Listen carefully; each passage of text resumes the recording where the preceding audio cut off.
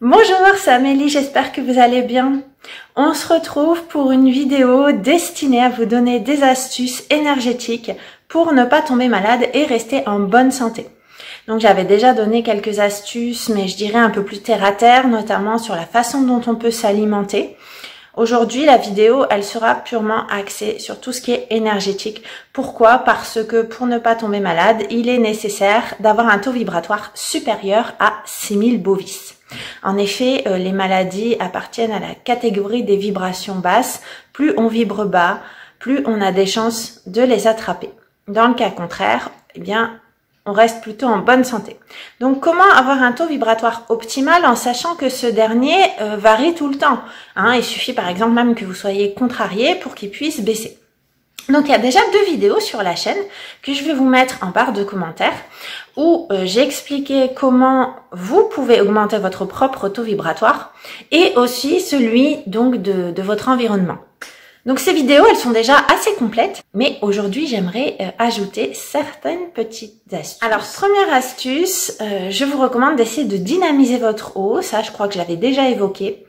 C'est assez important puisque ça vous permet vraiment d'augmenter votre taux vibratoire. Même vous, vous sentirez que vous êtes beaucoup plus en forme. Donc la vidéo, elle est déjà faite, mais je vais peut-être pas pouvoir la publier tout de suite. Donc juste dans les grandes lignes, en attendant, si vous le souhaitez, il y a 2 techniques principales. Soit acheter une bouteille en verre programmé, soit utiliser un bouchon ou un espèce de robinet qui va vous permettre de reproduire l'effet vortex. Ensuite, deuxième astuce, ça va être beaucoup plus simple et plus rapide à réaliser parce qu'il n'y a pas besoin d'une grande logistique, vous avez juste besoin d'un verre d'eau et d'y mettre de l'eau potable. Et on va utiliser une technique pour la programmer. Je pense que vous connaissez tous les travaux du docteur Masaru Emoto avec la mémoire de l'eau. Donc l'idée, c'est de faire mémoriser à l'eau une information que vous allez pouvoir boire ensuite. 2 techniques principales. Soit vous prenez un verre d'eau et vous le prenez entre vos 2 mains. Donc on imagine qu'il y a un verre d'eau entre mes 2 mains. Et vous visualisez une énergie qui remonte avec l'intention réelle que cette eau vous permette de rester en bonne santé. Vous restez concentré au moins 5 bonnes minutes. Après, il y a une autre technique, un petit peu plus simple peut-être, je sais pas. Choisissez celle que vous préférez. Vous prenez un verre d'eau, vous le remplissez d'eau potable et vous le posez sur une feuille sur laquelle vous notez « Je remercie l'univers d'être en bonne santé » ou de rester en bonne santé. Et vous posez le verre d'eau donc sur cette feuille et vous le laissez 24 heures.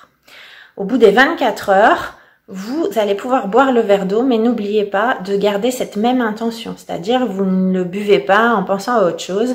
Restez bien focalisé sur l'intention. Je reste en bonne santé. Troisième astuce que je vous rappelle tout de suite, parce qu'on n'y pense pas souvent, pensez à essayer de marcher parallèle. On est de plus en plus nombreux à marcher avec les pieds en ouverture. Ceci va fermer vos hanches et donc empêcher la circulation de votre énergie. Donc essayez de rester conscient du fait qu'il faut essayer de marcher parallèle, de rester dans vos alignements.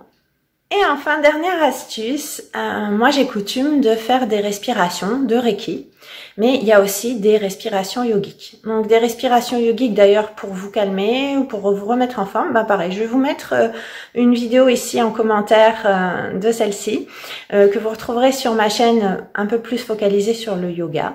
Mais moi aujourd'hui je vais vous proposer une respiration. C'est aussi un Adi Shodhana, vous verrez que vous en retrouverez si vous allez voir la vidéo que je vous mets en commentaire.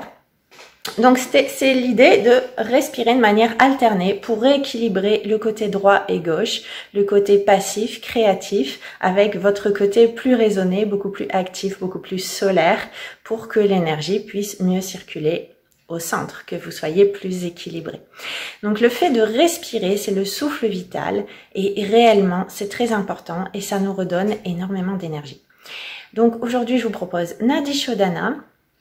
Donc un Adi Shodhana pour vous calmer, on va utiliser la technique la plus puissante. Parce que se calmer, je pense que pour certains, ça fait du bien de se détendre. Donc ici, vous avez vos 2 doigts collés, vous voyez, ceux qui sont près du pouce. Et vous allez mettre le majeur ici, donc entre les 2 yeux, juste au-dessus du nez, au milieu du front. Et puis, vous allez boucher la narine droite et commencer par respirer à gauche. On respire 3 secondes. Allez, j'inspire. 1, 2, 3. Je bloque. Kumbhaka 3 secondes. Et j'expire à droite pendant 6, 5, 4, 3, 2, 1. Maintenant, je respire à droite. 1, 2, 3. Bloqué 3 secondes. Et on expire 6 secondes à gauche. Allez, je re-respire à gauche. 3 secondes. 1, 2, 3. Bloqué Kumbhaka. 3 secondes. Expirez 6, 5, 4, 3, 2, 1. Maintenant, on réinspire à droite. 1, 2, 3. Bloqué 3 secondes. Expirez 6 à gauche. 5, 4, 3, 2, 1. Donc, je vous recommande évidemment de la faire peut-être un peu plus longtemps. Mais là, je vous ai montré la technique. C'est bien une respiration alternée. Vous verrez, vous sentirez que vous êtes beaucoup plus relaxé et aussi que votre taux d'énergie va remonter. Ça sert aussi un peu de technique de méditation. Vous pouvez avoir des méditations guidées, focus sur la respiration, parce que pendant que vous êtes en train de penser à respirer et à compter, vous n'êtes plus en train de penser à autre chose. Parce que généralement, ce qu'il se passe, c'est que nous nous projetons dans le passé ou dans le futur et généralement, notre cerveau imagine le pire, ce qui va faire baisser votre taux vibratoire. Donc là, il y a un double bénéfice. Vous allez oublier tous vos pensées, tous vos problèmes. Et puis, du coup, ça va vous permettre de vous régénérer, de penser à des choses plutôt gaies, en l'occurrence ce que vous êtes en train de faire dans l'instant présent.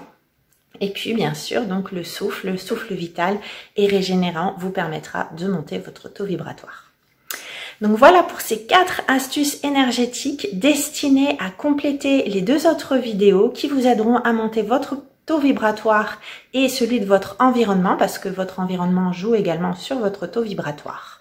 Surtout, n'hésitez pas à essayer d'appliquer toutes ces astuces, elles fonctionnent très bien. Plus on vibre haut, plus on est en bonne santé, mais plus on a de chances aussi de pouvoir développer son intuition et tous ses dons.